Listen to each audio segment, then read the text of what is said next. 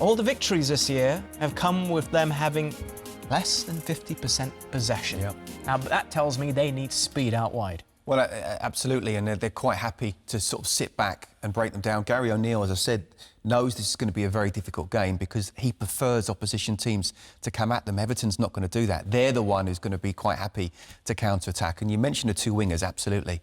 They're in great form at the moment, especially Jack Harrison.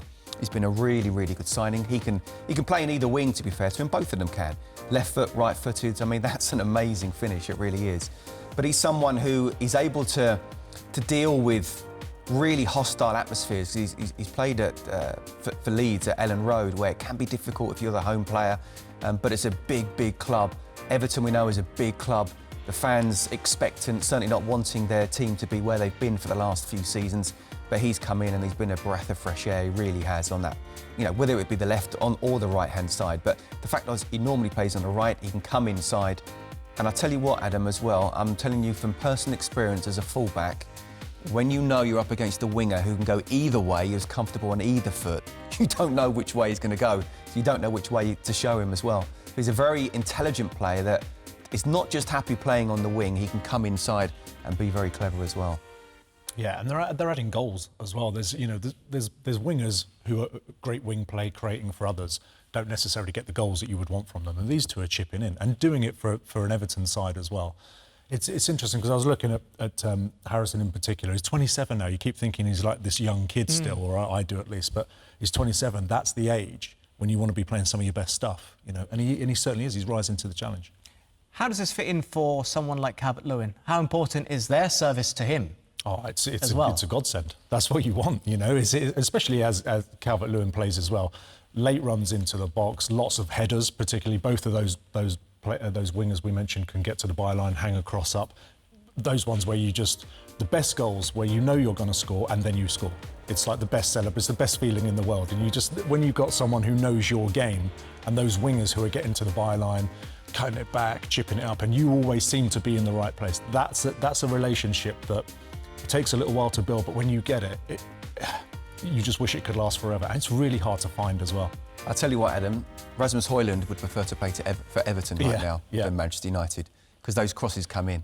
You've got two wide players who know their job, haven't got egos, happy to go either way, and know that once you come inside or you get that extra half a yard, the ball's coming in. And for a striker, it's a godsend.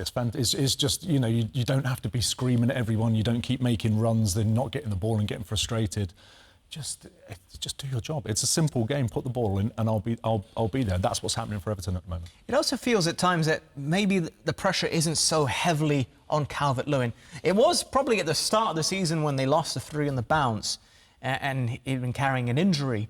But Doucouré's getting goals. I know he's injured here today, but Harrison's getting goals. McNeil's getting goals. It's not all on Calvert-Lewin. The onus isn't entirely on him, because are you convinced by who's on the bench?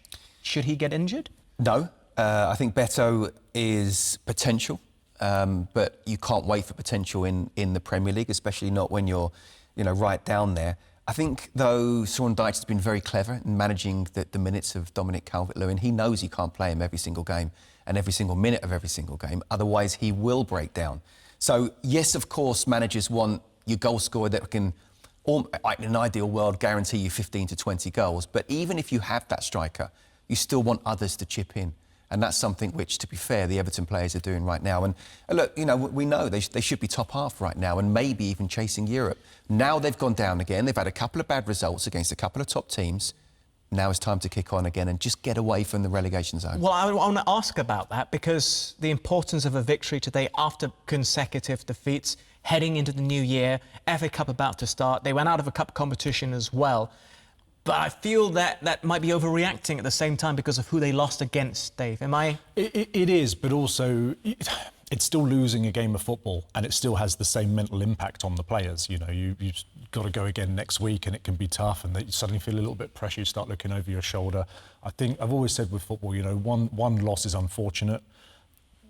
2 is you could do without it. 3, it becomes a little bit of a concern, and you start kind of looking around at each other, and that's when a little bit of negativity starts to creep in. So, on the face of it, it looks like quite a tight game, and maybe there's not too much riding on it, but there absolutely is. All right. Anything? No, I was just going to say, sorry, Adam, I mean, looking at the fixture list as well, you know, they're not playing league games now for a couple of weeks, a couple of times. So you want to build that momentum. If it's positive, it's great. If it's negative, they lose here and that's 3 straight losses, and then you've got the FA Cup. OK, and then you've got Aston Villa at home, and then you've got a week off. If you lose that Villa game, that's 4 straight losses. And just within that time as well, the negativity can start to build. So you want to just quell that as quickly as possible.